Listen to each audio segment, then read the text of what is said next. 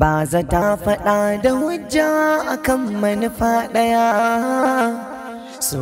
Assalamu alaikum masoya maza da mata da ke faɗin duniya. Sunana S Ajasu mai waka kamar yadda kuka sani. Hisham a cikin fim ɗin Bazuta. Wannan takaitacciyar sanarwa ce zuwa ga 'yan downloading. Muna ci gaba da sai da fastar fim ɗin Bazuta. Don haka wanda ba su saya ba ya kamata su hanzarta su saya tsakaninmu da ku babu cin mutunci. Fastar na abin da muke sai 500 ne kacal.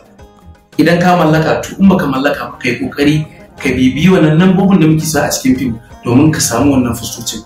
Idan kuma kana nesa da mu zaka iya gaya mana mu ji a ina kake, mu ji akwai wanda yake kusa da kai wanda zaka iya sawa masa.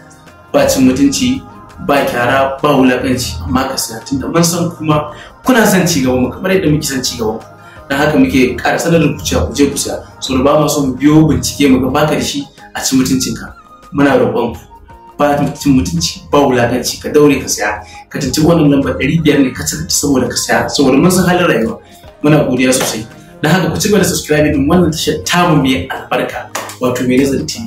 Za mu ci gaba da kawo muku wannan ƙayataccen fim duk ranar Juma'a da misalin karfe 8 na dare.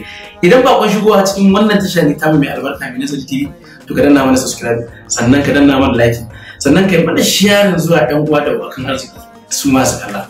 Mana godiya. Ba za ta faɗa da hujja akan manufa ɗaya.